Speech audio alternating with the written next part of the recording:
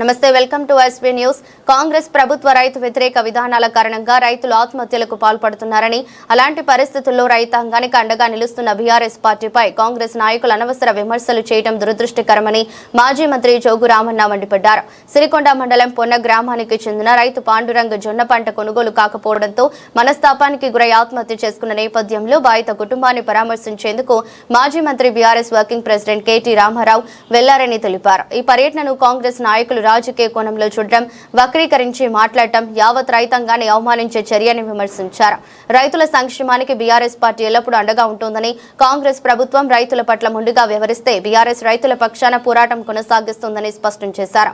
రైతు ఆత్మహత్యలను ప్రోత్సహించేలా కాంగ్రెస్ నాయకులు వ్యాఖ్యలు చేస్తే ఉపేక్షించేది లేదని హెచ్చరించారు. ఉడతాభక్తిగా మా పార్టీ పనులు ఆయన పర్యటన సందర్భంలో కనీసం ఆ కుటుంబం ఇప్పుడు సంక్షోభం ఉన్న ఆర్థిక సంక్షోభం ఉన్నారు. పంట పోయింది, మార్కెట్ ఉన్నది ఇప్పటికి ఇంకా. కాబట్టి ఒక 3 లక్షల రూపాయలు వారికి పార్టీ తరఫున కూడా ఆర్థిక సాయం చేసి మేమున్నాం, బీఆర్ఎస్ పార్టీ తెలంగాణ రైతాంగం పక్షాన ఉంటాం, కానీ మీరు దయచేసి ఇటువంటి కార్యక్రమాలు, ఇటువంటి ఆత్మహత్యలు చేసుకొని సాగుకుంటే ఇంకా 2 సంవత్సరాల తర్వాత మళ్ళీ కేసీఆర్ వస్తాడు, మళ్ళీ కేసీఆరే ముఖ్యమంత్రి అవుతాడు.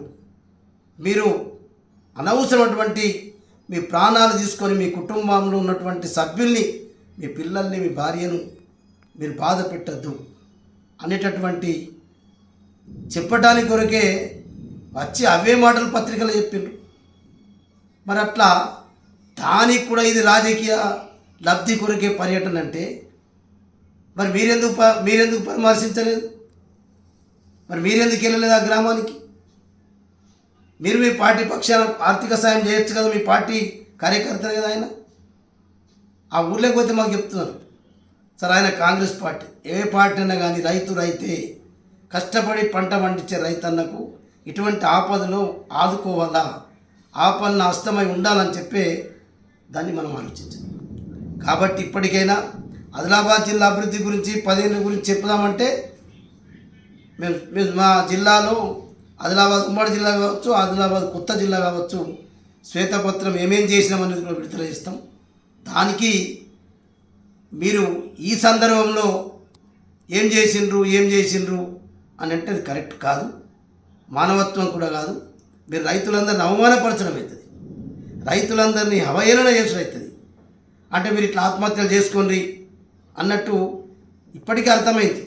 మేము కొనుగోలు చేయము, ఒక్క గింజను కూడా కొనుగోలు చేయనేను అని చెప్పి మీరు రేవంత్ రెడ్డి చెప్పినాక ఇంకా రైతుల పరిస్థితి ఏమైంది?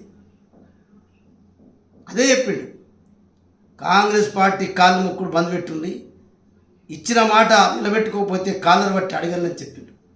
అయినా ఇంకా రైతులు ఓపికతోటున్నారు. కానీ ఇట్లా ఈ రకంగా రైతులను అవమానిస్తే మాత్రం తప్పకుండా రేపు ఆ పరిస్థితి రాబోతుంది. కాబట్టి దయచేసి కాంగ్రెస్ పార్టీ జిల్లా అధ్యక్షులైనా కానీ, జిల్లా నాయకులైనా కానీ ఆలోచన చేయండి, మానవత్వ దృక్పథానికి ఆలోచన చేయండి. రేపు మా తారక రామారావు గారు చెప్పారు, ఖచ్చితంగా ఈ 3 లక్షల రూపాయలు మా పార్టీ పరం కాదు, ఈ ప్రభుత్వంతో కొట్లాడతాం, ఆ కుటుంబానికి 25 లక్షల రూపాయల ఆర్థిక సాయం చేసేంత వరకు మా బీఆర్ఎస్ పార్టీ పాండురంగ్ కుటుంబానికి అండగా ఉంటామని చెప్పినాం.